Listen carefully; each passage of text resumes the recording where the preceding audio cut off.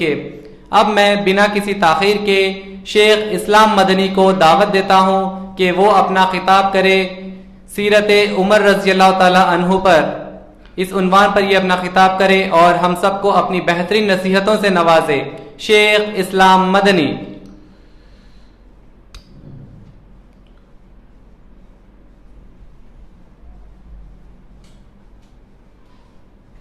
یہ اوپر ہو گئی یا نیچے ہو گئی؟ یہ ضرورت ہے آپ کو نہیں ہٹا نیچے۔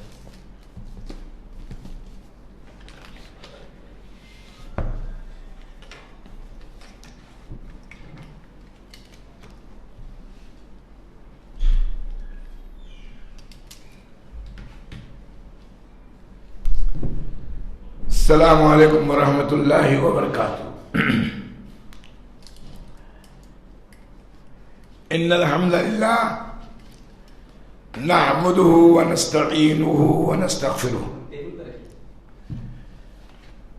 ونعوذ باللہ من شرور انفسنا ومن سیئات اعمالنا ومن يهده الله فلا مضل له ومن يضلل فلا هادي له واشهد ان لا اله الا الله وحده لا شريك له واشهد ان محمدا عبده ورسوله فاعوذ بالله من الشيطان الرجيم بسم الله الرحمن الرحيم يا ايها الذين امنوا اتقوا الله حق تقاته ولا تموتن الا وانتم مسلمون يا ايها الناس اتقوا ربكم الذي خلقكم من نفس واحده وخلق منها زوجها وبث منهما رجالا كثيرا ونساء واتقوا الله الذي تساءلون به والارحام ان الله كان عليكم رقيبا يا ايها الذين امنوا اتقوا الله وقولوا قولا سديدا يصلح لكم اعمالكم ويغفر لكم ذنوبكم ومن يطع الله ورسوله فقد فاز فوزا عظيما اما بعد فان خير الحديث كتاب الله وخير الهدي هدي محمد صلى الله عليه وسلم وشر الامور محدثاتها وكل محدثة بدعة وكل بدعة ضلالة وكل ضلالة في النار فاعوذ بالله من الشيطان الرجيم بسم الله الرحمن الرحيم ان بطش ربك لشديد انه هو يبدئ ويعيد وهو الغفور الودود۔ معزز ناظرین کرام، سامعین و سامعات، دینی و ملی بھائیوں، قابل قدر نوجوانوں، عزیز بچوں اور پردہ نشین اسلامی ماں اور بہنوں، اللہ رب العالمین کی بہت بڑی نعمت یہ ہے کہ اللہ رب العالمین نے ہمیں اور آپ کو یہ سعادت بخشی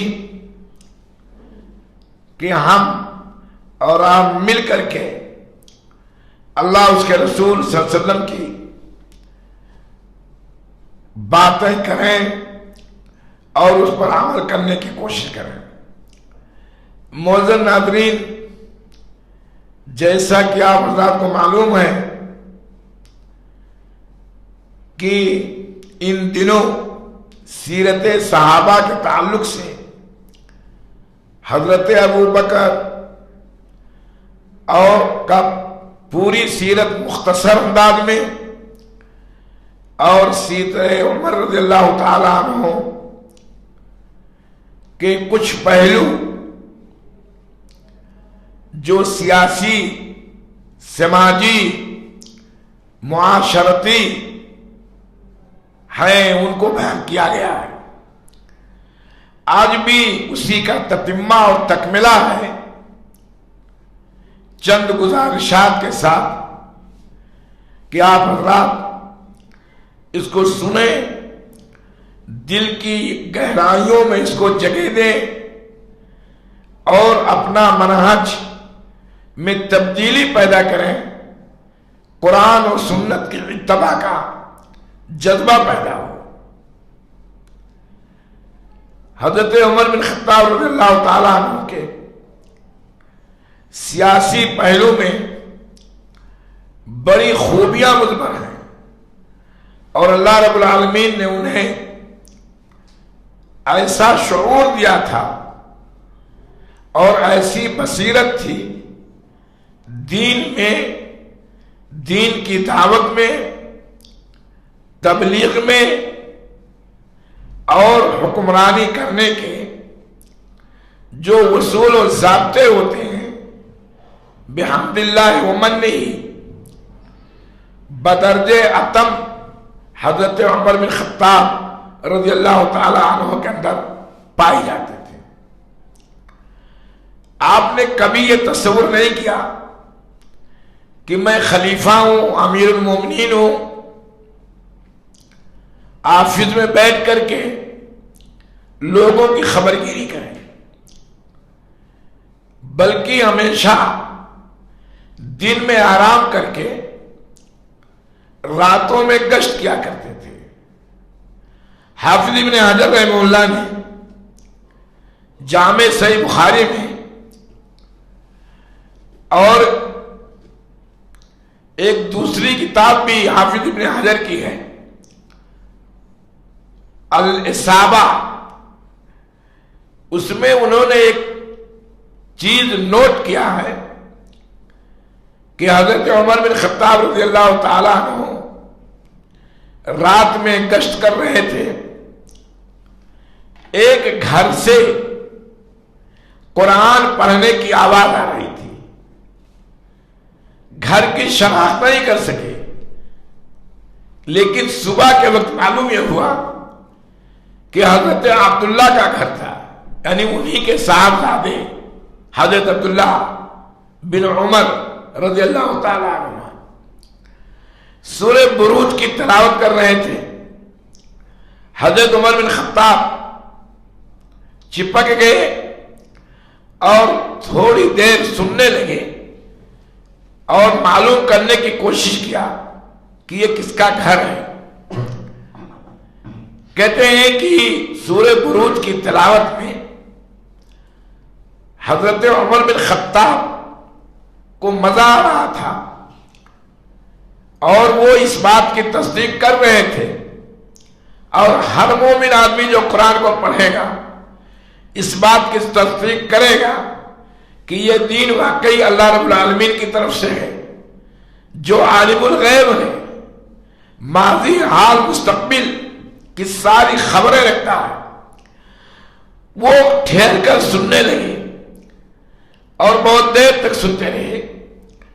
کہتے ہیں کہ جب حضرت عبداللہ بن عمر اس آیت کریمہ پر پہنچے، اِنَّا بَطْشَ رَبِّكَ لَشَدِيدٌ، یقیناً اے لوگوں تمہارے رب کی پکڑ، تمہارے رب کی گرفت، تمہارے رب کی سزا اگر معصیتوں کا ارتکاب کرو گے تو البتہ بڑی سخت ہے۔ اللہ اکبر۔ یہ آیت کریمہ سننا تھا کہ حضرت عمر بن خطاب رضی اللہ تعالیٰ عنہ ڈر گئے، اللہ کی پکڑ سے ڈر گئے، حالانکہ رات میں رعایا کی خبرگیری کرنے کی اسی لیے کر رہے تھے تاکہ اللہ رب العالمین کی پکڑ سے، اس کی سزا سے اور اس کی گرفت سے بچ جائے۔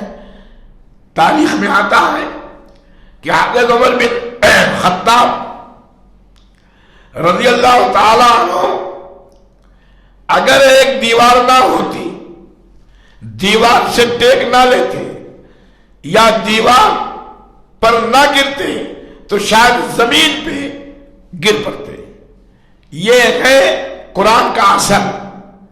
حضرت عمر بن خطاب کا سلسلہ چل رہا ہے، آپ کو معلوم ہے अशरे मुबशरा में से हैं, ग़ज़वे बद्र में शरीक होने वालों में से हैं, सुलह हुदैबिया में शरीक होने वालों में से हैं। कई बार अल्लाह के रसूल सल्लल्लाहु अलैहि वसल्लम ने जन्नत की बिशारत दी है, लेकिन कुरान की ये आयत इन्ना बत्शा रब्बिका लशदीद, याद रखो अल्लाह की पकड़ बड़ी सख्त है। इस पर डर गए, दिल दहल गया, होश उड़ गए, जमीन पर गिरने, अगर दीवार ना होती तो जमीन पर गिर पड़ते। यह है कुरान का तस्वुर।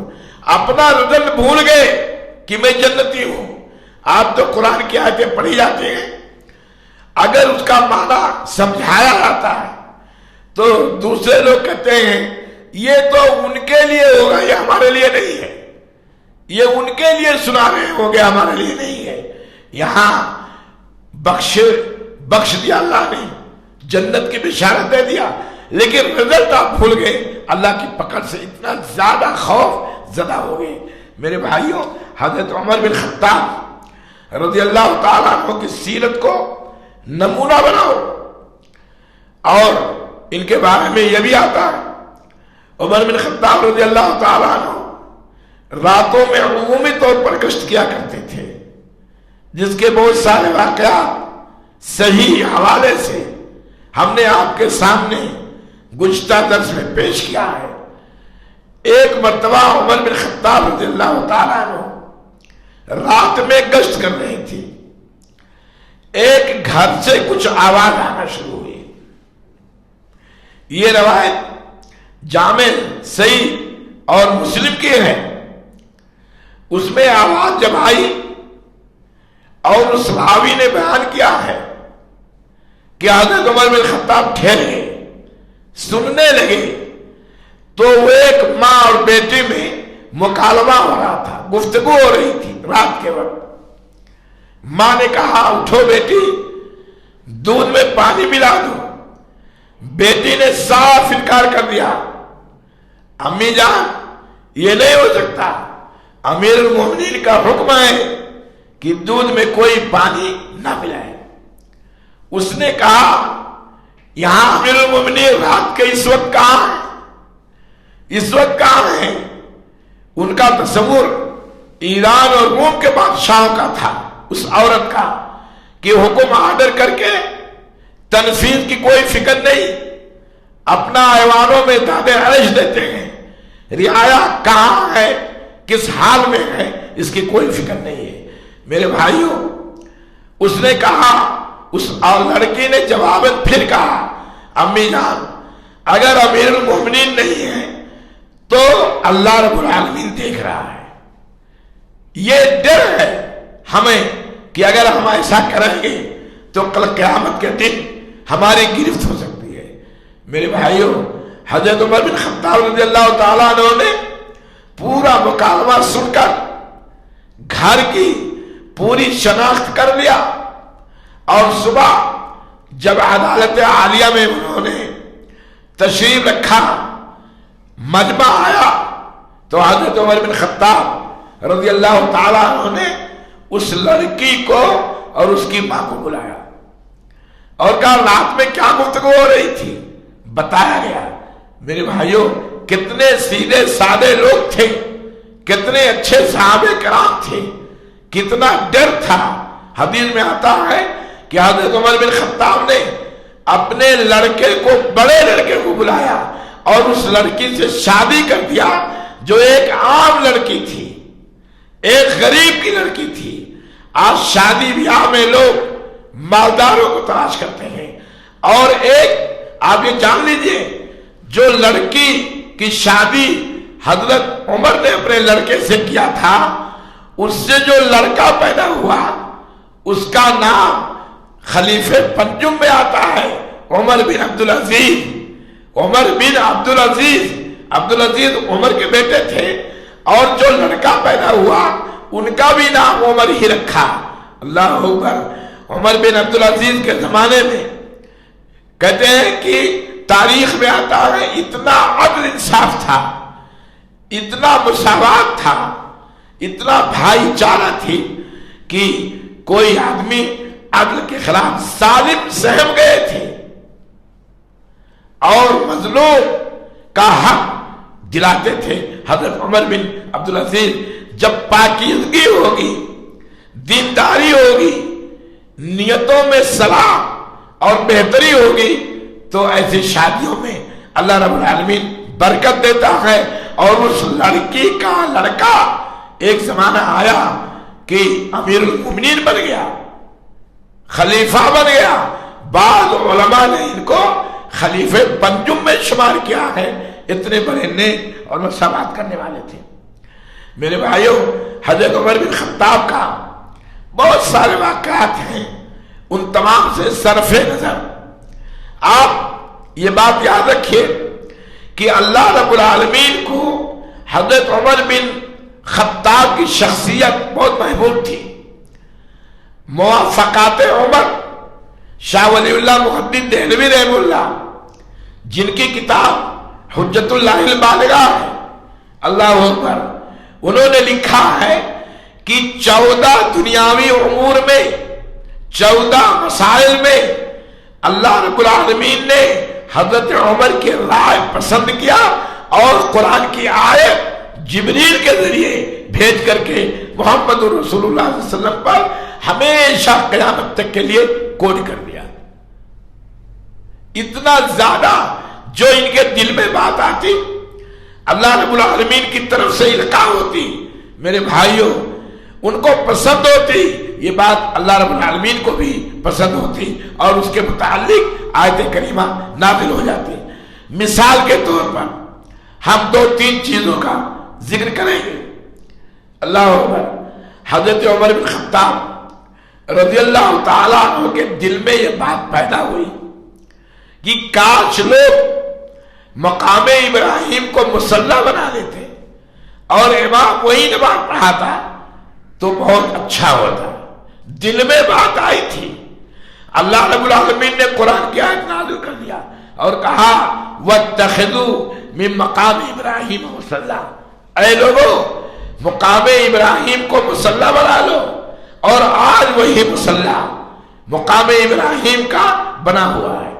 جتنے ائمہ ہیں نماز پڑھاتے ہیں مصلی ابراہیم پر پڑھاتے ہیں.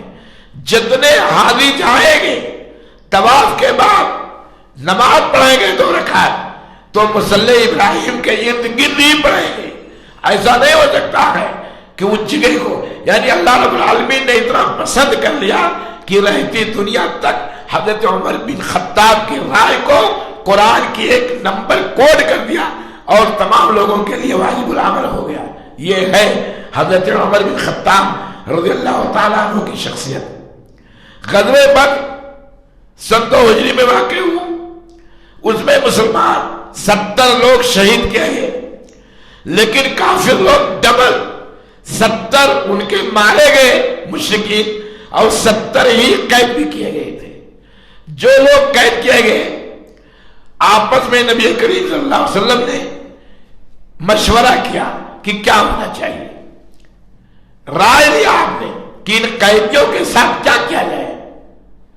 دیکھیں نبی مشورہ کے بغیر امت کے افراد کو چھوڑتے نہیں تھے. ہر چھوٹے بڑے کا حق دیتے تھے، لوگوں کو آزادی تھی. بعض لوگوں نے مشورہ دیا کہ ان کو فدیہ لیا جائے اور ان کو آزاد کر دیا جائے جرمانہ لے کر کے. یہ بات حضرت ابو بکر کی تھی. حضرت ابو بکر کی بات کی تائید خود نبی کریم صلی اللہ علیہ وسلم نے کیا اور اسی پر معاملہ ختم ہو گیا. حضرت عمر بن خطاب کی رائے یہ تھی کہ نہیں، فدیہ لے کر کے ان کو چھوڑنا یہ درست نہیں ہے، بلکہ انہیں قتل کیا جانا چاہیے. جو عاقل بالغ ہیں عورت کو چھوڑ کر کے، بوڑھوں کو چھوڑ کر کے انہیں قتل کیا جائے گا. اور یہی بات معاملہ طے ہو گیا، فدیہ لے لیا گیا، چھوڑ دیا گیا. لیکن اللہ رب العالمین نے اس رائے کو مرجو قرار پر فرمایا اور حضرت عمر بن خطاب کی رائے کو اللہ رب العالمین نے پسند فرمایا. یہ ہے حضرت عمر بن خطاب کی شخصیت. دل میں بات آتی ہے، بات کھٹکتی ہے वादे करते ही अल्लाह रब्बुल आलमीन उनकी राय को पसंद फरमा लेता है। मेरे भाइयों, बुजुर्गों और दोस्तों, आप देखो जामे सही बुखारी के हवाले से आप जाकर के देखो, हदीस पढ़ो। कहते हैं उमर बिन खत्ताब रज़ियल्लाहु ताला अन्हु ने नबी करीम सल्लल्लाहु अलैहि वसल्लम से कई बार तज़किरा किया कि अल्लाह के रसूल, मेरा दिल ये चाहता है कि आपकी अज़वाज मुतहहरात पर गैरों की नजरें न पड़े, पर्दे का एहतमाम किया करें। अल्लाह अकबर। ये हजरत उमर बिन खत्ताब की जाती राय थी, नबी ने कोई तवज्जो नहीं दिया। कहते रहे, बुखारी में रवायत आती है, हजरत सौदा रज़ियल्लाहु ताला अन्हु एक मर्तबा अपनी जरूरत से बाहर जा रही थी। हजरत उमर बिन खत्ताब के दिल में यह बात आई, उन्होंने पुकार दिया, या सौदा कद अरफ्तुके, ए सौदा मैं तुझे पहचान गया। ये बात बहुत गहरा गुजरी हजरत सौदा के ऊपर। अरे एक मर्द कोई पुकार करके कहे किसी औरत को, और वो भी हाजत के वक्त, कि मैं तुम्हें पहचान गया, तो बहुत बुरी लगती है। ये शिकायत नबी करीम सल्लल्लाहु अलैहि वसल्लम के पास गई, गैरत आ गई, अल्लाह रब्बुल आलमीन को भी गैरत आ गई। हजरत उमर को गैरत थी ही पहले से। फौरन अल्लाह रब्बुल आलमीन ने हजरत जिब्रील को सूरे नूर की आयतें दे करके, सूरे अहज़ाब की आयतें दे करके पर्दे का हुक्म नाफिज फरमा दिया। अल्लाह के रसूल ने इशा के बाद पर्दे की आयत का प्रचार कर दिया। पर्दे की आयत की कि ऐ लोगों, हिजाब का इस्तेमाल करो, निगाहें नीचे रखा करो, पर्दे के साथ चला करो। तमाम चीजों को फरमाने के बाद हदीस में आता है, जामे सही बुखारी की रवायत है, कहते हैं कि फज्र की नमाज में तमाम औरतों ने कपड़े का इंतजाम करके, पर्दे में ढक करके और चादर में लिपट करके और निहायत ही पर्दे के साथ औरतें आई। जिन औरतों के पास चादर नहीं थी, दूसरी औरतों से आरियतन उधार ले लिया और सुबह मार्केट से खरीद कर उन चादरों को उनको दे दिया। ये है नबी करीम सल्लल्लाहु अलैहि वसल्लम की सुन्नतों पर अमल करना। और हजरत उमर बिन खत्ताब के दिल में बात आना फौरन अल्लाह रब्बुल आलमीन ने पसंद किया और आयत और हिजाब की आयतें नाज़िल फरमा दिया। अगर आज हजरत उमर बिन खत्ताब होते, ये औरतों का पर्दा देखते तो बड़ा अफसोस करते। ये मिल्लत इस्लामिया की वो औरतें, ये वो खवातीन जिनकी कोशिशों से इस्लाम दुनिया में फैला, उनकी कोशिशों से दीन का प्रचार हुआ। ये खवातीन सबसे ज्यादा दीनी और दावती मजाल में और मैदान में इनका रोल रहा है। लेकिन वही आज बेपर्दा बाजारों में घूमती हैं, इत्र लगा करके घूमती हैं, ऐसा कपड़ा चुस्त पहनती हैं जो नाजायज और हराम है, और कल क़यामत के दिन उसके ताल्लुक से मसूलियत होगी। अल्लाह रब्बुल आलमीन हमें तौफीक दे कि हम अपनी औरतों को, अपने माओ और बहनों को पर्दे का हुक्म बड़ी सख्ती से दिया करें। बाजारों में निकलने से बेपर्दगी के साथ रोकें। अगर आज औरतों को मस्जिद में कह दिया जाता है कि मस्जिद में जाकर के जमात के साथ नमाज पढ़ें और खुतबात में शरीक हो जाएं, तो उनको बुरा भला कहा जाता है। ईदगाह में जाने की बहुत ज्यादा ताकीद है औरतों के ताल्लुक से। हिजाब के साथ एक रास्ते से, महफूज रास्ते से जाएं और महफूज रास्ते से आए, तो लोगों को, हमारी मिल्लत के अफराद को बड़ा एतराज होता है। लेकिन आप मार्केट में जाओ, आप बाजार की गलियों में जाओ, और उन गलियों में जाओ जो बड़ी तंग गलियां हैं, उसमें औरतों का इज़्तिहाम रहता है, भीड़ भाड़ रहती है, اور آدمی کا جانا مشکل ہو جاتا ہے۔ اللہ رب العالمین ہمیں ہدایت دینا، ہم اپنی عورتوں کو، اور یہی لوگ قیامت کے دن دیوس کہلائیں گے۔ دنیا میں دیوس کا معنی یہی ہوتا ہے کہ آدمی اپنے گھر میں اپنے بیوی اور بچوں کو بے راہ روی پر چھوڑ دے، اس کی اصلاح کی کوشش نہ کرے۔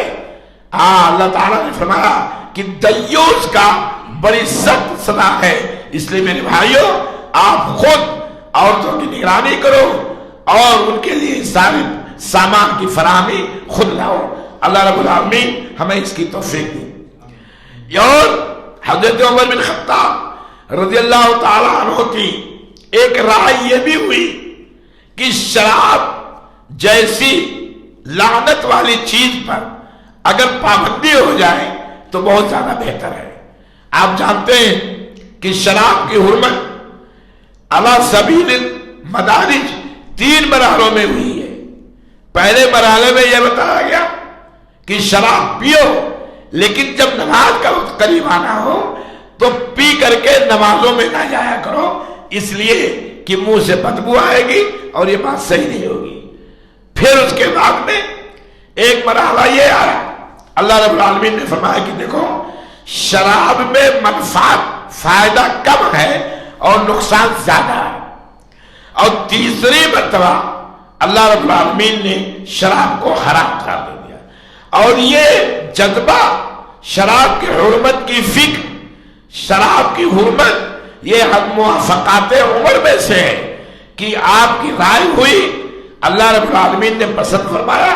اور انما الخمر والمیسر والازلام رجس من عمل الشیطان فاجتنبوه، یہ آیت کریمہ نازل ہو گئی، اس وقت نازل ہوئی اور رات ہی میں اس کا اعلان کرا دیا گیا۔ میرے بھائیوں، بخاری کی روایت میں موجود ہے، کئی بار یہ روایت آپ کے سامنے آ بھی چکی ہے، سارے لوگ بیان کرتے ہیں۔ میں نے بھی 1-2 درس میں اتباع سنت کے تعلق سے بیان کیا ہے کہ دیکھو ادھر شراب کی حرمت ہوئی، ابو طلحہ انصاری کے گھر میں میکدہ بنا ہوا تھا، شراب خانہ تھا، حضرت انس بن مالک شراب پلا رہے تھے، حضرت امیر حمزہ اور دوسرے لوگ شراب پی کر کے دھت تھے۔ بلکہ نسائی کی روایت میں یہ بھی ہے کہ یہ شراب کی حرمت جب حضرت حمزہ نے اللہ کے رسول کی شان میں گستاخی کیا، نسائی میں ہے اور بخاری میں بھی اس کا اصل موجود ہے، تب اللہ رب العالمین نے شراب کی حرمت نازل فرمائی۔ اللہ کو یہ بات گوارا نہیں ہوا، فوراً شراب کی حرمت نازل فرما دی اور بتا دیا الا ان الخمر قد حرمت، لوگوں یاد رکھو شراب حرام کر دی گئی ہے۔ تمام لوگوں نے شراب کو اسی وقت چھوڑ دیا اور یہ ابتدا دل میں خلش ہوئی، دل میں بیداری پیدا ہوئی حضرت عمر بن خطاب کے دل میں۔ وہی وہ دل تھا کہ اللہ کے ان اصولوں کو اور اللہ کے ان کاموں کو وہ بہت پسند فرمایا کرتے تھے جو طبعی اعتبار سے معاشرہ میں نقصان دہ ہو، طبعی اعتبار سے، فطرتی اعتبار سے معاشرہ کو خراب کر سکتی ہو۔ وہی بات سوچتے تھے حضرت عمر بن خطاب کہ معاشرہ صالح رہے، معاشرہ نیک رہے، معاشرہ میں برائی نہ پھیلنے پائے۔ خمر سے بہت بڑی بڑی برائیاں پھیلتی ہیں، معاشرہ ناسور بن جاتا ہے، معاشرہ کی برائیوں پر بریک لگانا مشکل ہو جاتا ہے۔ ایسے بے حجابی سے بہت بڑی بڑی برائیاں جنم لیتی ہیں۔ اور آج کا یہ دور جو بے حجابی کا چل رہا ہے، ٹی وی میں کوئی چیز دیکھنے کے بعد صبح کپڑے میں اس کا نمونہ لڑکیاں، نوجوان عورتیں نمائش کے طور پر نکلتی ہیں۔ اللہ کی قسم یہی وجہ ہے کہ آج بہت زیادہ شاید کوئی انگریزی کا اخبار، ہندی کا اخبار یا اردو کا اخبار ہو جس میں زنا کے واردات اور اس سنگین جرم کا لوگ مرتکب نہ ہو، اس میں گینگ نہ ہو، اس میں اغوا نہ ہو عورتوں کا، اور عورتوں کو کے ساتھ ظلم نہ کیا جاتا ہو۔ آج بہت بڑے سیاستدان اس مسئلے پر اتفاق کر رہے ہیں کہ اسلام کا طریقہ قانون بڑا سخت ہے، آج وہ لوگ کہہ رہے ہیں اسلام کا طریقہ کار بڑا بہترین ہے. آج وہ لوگ بھی وہی چیز کر رہے ہیں کہ جو شادی شدہ لوگ اگر یہ کام کریں تو انہیں قتل کر دیا جائے, کوڑے لگائے جائیں جو غیر شادی شدہ ہو. میرے بھائیوں, اسلام میں کوئی سختی نہیں ہے, لیکن جہاں آدمی جرم کرتا ہے, جرم کی سنگینی بڑھ جاتی ہے تو مجرم کا وقار گر جاتا ہے. اور اسلام یہ نہیں چاہتا کہ ایک مجرم اتنا بڑا جرم کر کے معاشرہ میں دندناتا پھرے, معاشرہ میں پھرتا رہے اور اس کی ساکھ مجروح نہ ہو, اس کی شخصیت مجروح نہ ہو اور وہ نیک بنا رہے. اللہ نہیں چاہتا. اب آج لوگوں کو سوچنے پر مجبور کر رہے ہیں. پارلیمنٹ میں قوانین بنتے ہیں, بگڑتے ہیں, لیکن یہ معاملہ رکتا ہی نہیں ہے. اور یہ معاملہ اس وقت نہیں رکا گا جب تک کہ عورتوں کے اوپر پابندی نہ لگائی جائے, شراب کے اوپر پابندی نہ لگائی جائے, بیڑی سگریٹ تمباکو کے اوپر پابندی نہ لگائی جائے. یہ وہ بنیادی جرم ہے جن سے معاشرہ جب بدلتا ہے تو معاشرہ کے افراد, معاشرہ کے لوگ اس کی آگ میں جھلستے ہیں اور پریشان حال ہو جاتے ہیں. یہ حضرت عمر بن خطاب رضی اللہ تعالی عنہ کی چند وہ باتیں تھیں جو دل میں بات آئی, دل میں کھٹک گئی, اللہ کے رسول سے ذکر کر دیا, اللہ رب العالمین نے قدر کر لی اور جبریل کے توسط سے قرآن مجید کی آیات کوڈ کر دیا اور ان کے لیے ایک اصول, ایک ضابطہ اور ایک لا بنا دیا. یہ ہیں حضرت عمر بن خطاب رضی اللہ تعالیٰ عنہ.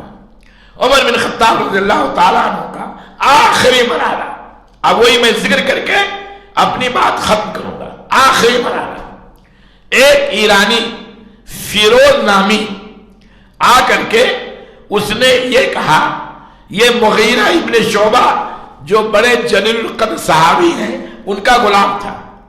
اس نے امیر المومنین حضرت عمر بن خطاب رضی اللہ تعالی عنہ کے پاس یہ شکایت لے کر کے گیا کہ امیر المومنین, ہمارا مالک مغیرہ ہمارے اوپر ٹیکس زیادہ رکھتا ہے, زیادہ رکھتا ہے, ہمیں 2 درہم ایک دن میں روزانہ 2 درہم ہمیں خرچ کرنا پڑتا ہے. آپ کہہ دیجئے کہ ہمارے ٹیکس کو کم کر دیں. حضرت عمر بن خطاب رضی اللہ تعالیٰ عنہ نے پوچھا, کام کیا کرتے ہو, تمہارا کام کیا ہے؟ کہا حضرت میں لکڑیوں پر, لوہوں پر نقش و نگار بناتا ہوں. تو حضرت عمر بن خطاب نے کہا کام تو بہت اچھا ہے, اس میں تو بہت زیادہ پیسے, ٹیکس بہت زیادہ تو نہیں ہے, 2 درہم تم دن میں بہت زیادہ کما سکتے ہو. نقش و نگار, اور آج بھی یہ پیشہ اگر کوئی کر لے تو الحمدللہ اس کے پاس پیسوں میں بہتات ہو جاتی ہے. کہا یہ زیادہ نہیں. وہ آدمی چلا گیا, فیروز, اس کی کنیت ابو لولو کہتے ہیں, لیکن دل میں کدورت چھپا لیا, بغاوت چھپا لیا, حسد حضرت عمر بن خطاب رضی اللہ تعالی عنہ کے تعلق سے اس کے دل میں پیدا ہو گیا. چنانچہ تاریخ میں ہے, جاتا ہے, تلوار کو سونتتا ہے, زہر میں بھنا لیتا ہے, زہر آلود کر لیتا ہے تلوار کو, اللہ اکبر, خنجر کو, اللہ اکبر. اور فجر کی نماز میں امیر المومنین آتے ہیں امامت کرانے کے لیے. وہ لوگوں کے امام ہیں, امامت کا حق انہی کو ہونا چاہیے جو امیر ہو, جو نگراں ہو, جو ذمہ دار ہو. میرے بھائیوں, کہتے ہیں امیر المومنین آگے بڑھے امامت کرانے کے لیے. یہ دشمن اسلام, یہ دشمن صحابی, یہ اللہ کے ملعون بندہ, یہ بھی آگے بڑھا اور صف لگی ہوئی تھی اور اس نے کئی وار کیا, کئی خنجر مارے, لیکن کہتے ہیں تاریخ میں ایک خنجر حضرت عمر بن خطاب کے ناف کے نیچے اتنا گہرا ہو گیا اور خون اتنا زیادہ گرا کہ آپ گر پڑے. اور حضرت عمر بن خطاب رضی اللہ تعالیٰ عنہ نے ایک آدمی کو کھینچا اور امامت کی جگہ پر عبد الرحمن بن عوف ہیں غالباً, وہی کھڑا کر دیا اور آپ بے ہوش گرے پڑے. वो आदमी भागना चाहा, भागने की कोशिश किया, लेकिन मुसलमानों की सफों में बड़ा इत्तेहाद था। मुसलमान एक दूसरे से मिल करके खड़ते थे। आज की सफों में तो दरार है, पांव पांव से नहीं मिलाते, दिल दिल से नहीं मिलाते, कंधा कंधा से नहीं मिलाते। लेकिन वो बहरहाल पकड़ा गया और हजरत उमर बिन खत्ताब के पास ये इत्तला दी गई। हजरत उमर बिन खत्ताब ने पूछा, मेरे ऊपर खंजर चलाने वाला कौन है, मेरा कातिल कौन है? और अब मुझे उम्मीद हो गई है, मौत को मैं झांक रहा हूं, अब मेरे सामने मौत गर्दिश कर रही है और इससे जाबर होने की कोई उम्मीद नहीं है। साहबे कराम ने बताया, फिरोज नामी अबू लुलू कुन्नियत, ये यहूदी और हजरत मुगीरा इब्न शुबा का गुलाम था। कहा, हजरत उमर बिन खत्ताब ने कहा, अल्लाह रब्बुल आलमीन का बहुत बड़ा शुक्र है, अल्लाह रब्बुल आलमीन का एहसान अजीम है कि मेरा कातिल कोई मुसलमान नहीं है। मेरे भाइयों, कितना अच्छा आज भी वाकयात अगर आप देखें, हिंदुस्तान में बड़े बड़े ज़ुलमाए किराम को और बड़े बड़े लीडरान का जो हत्या किया गया है, अल्लाह की कसम कोई नहीं, मैं दावे के साथ कहता हूं, कोई नहीं साबित कर सका कि इसमें मुसलमान का कोई हाथ है या मुसलमान ने इसे कत्ल किया है या मुसलमान की एक साजिश रची है। जितने बड़े बड़े लोग महात्मा गांधी से लेकर के बड़े बड़े वज़रा हिंदुस्तान के जो मारे गए हैं, वो सब के सब गैरों के हाथ से मारे गए हैं, यहूदियों के हाथ से और अपने बिरादरान वतन के हाथ से मारे गए हैं। अल्हम्दुलिल्लाह, अल्लाह का बहुत बड़ा शुक्र है। शायद वही जुमला उमर बिन खत्ताब का कि मेरा कातिल कोई गैर है, मुसलमान नहीं है, आज हम भी कहते हैं जब भी कोई कत्ल आम होता है। मेरे भाइयों, दहशतगर्दी का बाजार गर्म है। मेरे भाइयों, यहां से लेकर मरकजी हुकूमत से लेकर के और सूबाई हुकूमतों तक बेगुनाह मुसलमान बहुत ज्यादा गिरफ्तार कर लिए गए हैं। लेकिन आज अल्लाह का शुक्र है, अल्लाह का एहसान अजीम है कि कोई उनका जुर्म न मरकजी हुकूमत साबित कर सकती है, कर सकी है और न क़यामत तक कर पाएगी। इसलिए कि एक मुसलमान इज्जत की बड़ी हिफाजत करता है, जान की हिफाजत करता है, माल की हिफाजत करता है। मुसलमान कभी भी दहशतगर्द नहीं हो सकता है। अल्हम्दुलिल्लाह। और हजरत उमर बिन खत्ताब रज़ियल्लाहु ताला अन्हु के वाक़े से आप इस दुनिया से जाने से पहले अब 3 दिन आप इसमें बीमार रहे, 3 दिन तक आपकी बेहोशी तारी रही। लेकिन जब बेहोश आता तो आप फरमाते, हजरत उमर बिन खत्ताब ऐन वक्त में जब बिल्कुल आखिरी वक्त आ गया तो इन्होंने अपने बच्चे को बुलाया, अब्दुल्ला को बुलाया और कहा, अब्दुल्ला देखो, मेरे जिम्मा 10,000 दिरहम कर्ज है, वो मेरी अपनी जाती मामलात पर है। और देखो, मेरा एक मकान मस्जिद नबवी से बिल्कुल मुत्तसिल है और उसकी कीमत 10,000 से ज्यादा है। इसलिए आज ही मरने के बाद या मरने से पहले उस मकान को बेच करके और हमारे कर्ज को अदा कर दो। ये हजरत उन्होंने कहा और इस मकान को हजरत सादी उन्होंने खरीदा। एक सहाबी रसूल ने, बड़े अच्छे मालदार अब्दुर्रहमान बिन औफ हैं, उन्होंने खरीदा और उनका कर्ज बैतुल माल में जमा कर दिया गया, उनका कर्ज अदा कर दिया गया उन लोगों को जिनके ये मकरूज थे। मेरे भाइयों, एक आलिम, एक हाकिम वक्त, अमीरुल मोमिनीन है, दुनिया से जा रहा है, हजारों कर्ज है और कर्ज अपने माल से अदा कर रहा है। आज की हुकूमतें इस पर गौर करनी चाहिए। आवाम का पैसा पूरे बेदर्दी के साथ खर्च किया जा रहा है, अपने ऊपर खर्च करते हैं, अपने अहल व अयाल के ऊपर खर्च करते हैं, अपने कुंबा के ऊपर खर्च करते हैं, जो बिल्कुल मुखालिफ है। ये सिर्फ इस्लाम ही की नहीं कि इस्लाम मुखालिफत करता है, बल्कि दुनिया का कोई भी दस्तूर, कोई भी आईन, कोई भी दफा इस बात की इजाजत नहीं देता कि आवाम के पैसे से आप सैर व तफरीह करें, आवाम के पैसे से आप अपने ऊपर खर्च करें, अपने बच्चों के ऊपर, अपने कुंबा कबीलों के ऊपर और अपने दोस्तों के ऊपर। ये खयानत है और एकदम खयानत है। اور اس خیانت سے آدمی کو قیامت کا دن بچنا مشکل ہو جائے گا۔ اس کے بعد میں حضرت عمر بن خطاب نے عبداللہ کو بلایا اور کہا عبداللہ اب میرا آخری وقت آ گیا ہے، آپ جاؤ حضرت عائشہ کے پاس، حضرت عائشہ کے پاس جاؤ اور یہ کہو کہ عمر کہتا ہے حضرت ابو بکر کے بغل میں جو زمین خالی ہے اس میں مجھے دفن کرنے کی اجازت دے دی جائے۔ یہ حجرہ عائشہ 3 آدمیوں کی قبریں ہیں وہاں، اس کے علاوہ چھوٹا سا کمرہ تھا۔ میرے بھائیوں ناظرین کرام، حضرت عائشہ رضی اللہ تعالی عنہا کے پاس جب عبداللہ پہنچتے ہیں، حضرت عائشہ کو خبر لگ چکی تھی، مشہور ہو گیا تھا معاملہ کہ آج عمر بن خطاب کے اوپر قاتلانہ حملہ کیا گیا اور قاتل کامیاب ہے، قاتل کامیاب ہو گیا اور اب اسی میں ان کی شہادت ہے۔ میرے بھائیوں بہت ہی رو رہی تھی۔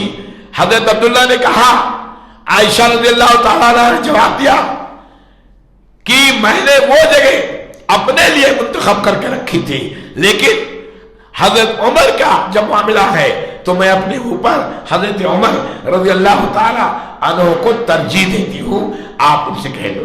کہتے ہیں حضرت عبداللہ گئے اور بیان کیا کہ ابو جان اجازت مل گئی ہے۔ حضرت عائشہ نے کہہ دیا ہے۔ میرے بھائیوں چمک آ گیا چہرے پر۔ اپنے قریبی ساتھی حضرت اللہ کے رسول حضرت ابو بکر میں بغل میں حضرت عمر رضی اللہ تعالیٰ عنہ مدفون ہیں، اور اسی دن حضرت عمر رضی اللہ تعالیٰ عنہ نے بغیر کسی نام کے خلیفہ نامزد نہیں کیا تھا، انہوں نے 6 آدمیوں کی ایک ٹیم بنا دیا تھا۔ حضرت علی کا نام سب سے پہلے رکھا تھا، حضرت عثمان، حضرت طلحہ، حضرت زبیر، حضرت سعد بن وقاص، حضرت عبد الرحمن بن عوف، 6 آدمیوں کی ایک ٹیم بنائی اور یہ معاملہ امت کے حوالے کر دیا۔ کہا میری شہادت ہو گئی، میں تو دنیا سے جا رہا ہوں، لیکن یہ 6 اہم شخصیتیں ہیں، ان میں سے اگر تم نے کسی ایک کو اپنا خلیفہ اپنا امیر چن لیا تو انشاءاللہ تم یہاں بھی کامیاب رہو گے اور وہاں بھی۔ چنانچہ بڑی لمبی تفصیل ہے۔ حضرت عمر حضرت عبد الرحمن بن عوف رضی اللہ تعالیٰ عنہ نزاکت کر دیکھا، حالات کا جائزہ لیا، وہ بھی اللہ نے سیاست میں ان کو بڑی بصیرت عطا کی تھی۔ لوگوں کے حالات دیکھا، 6 آدمیوں کا نام دیکھا، ہر ایک سے ملے اور اچھے انداز میں گفتگو کرنے، کیونکہ معاملہ حضرت علی کا بھی تھا، بڑا سنگین معاملہ تھا، حضرت عثمان کا معاملہ تھا، حضرت عبد الرحمن سوشل انجینئرنگ انہوں نے کیا، پورے تمام لوگوں سے جا کر کے کہا اگر میں علی کو خلیفہ بنا دیتا ہوں تو آپ کی کیا رائے ہے؟ کسی سے کہا حضرت عثمان کو بنا دیتا ہوں تو کیا رائے ہے؟ اگر حضرت طلحہ کو بنا دیا جائے تو آپ کی کیا رائے؟ پورے لوگوں کے رائے کو ہموار کر لیا اور ایک دم تمام لوگوں کی رائے سے جب خلاصہ اور نچوڑ نکالا تو انہوں نے کہا کہ حضرت عثمان بن عفان رضی اللہ تعالیٰ عنہ یہ خلافت کے زیادہ مستحق ہے اور خلیفہ انہی کو بنا دیا جائے۔ چنانچہ عبد الرحمن بن عوف نے ان کے ہاتھ پر بیعت کیا اور سارے مسلمانوں نے حضرت عثمان بن عفان رضی اللہ تعالیٰ عنہ کے ہاتھ پر بیعت کر کے ان کو خلیفہ مان لیا۔ یہ خلیفہ ثالث ہے حضرت عمر بن خطاب۔ کل انشاءاللہ حضرت عمر بن خطاب کے تعلق سے درس ہوگا اور ان کی زندگی ہمارے لیے نمونہ ہے۔ حضرت عثمان بن عفان اللہ کے رسول نے کئی بار ایک مجلس میں 8 بار جنت کی بشارت دیا ہے۔ اللہ اکبر، 8 بار۔ بہت مال و دولت، بہت زیادہ ثروت اور اللہ کے راہ میں بے درے خرچ کرنے والے تھے، سوچتے نہیں تھے کہ ہمارا مال کیا ہوگا، اور مسلمانوں کا رفائی کام بہت زیادہ کیا ہے۔ انشاءاللہ کل سے وہ درس شروع ہوگا اور یہ ناظرین کرام سے میں گزارش کروں گا، سامعین سے بھی، نوجوانوں سے بھی، کہ کوئی بھی سوال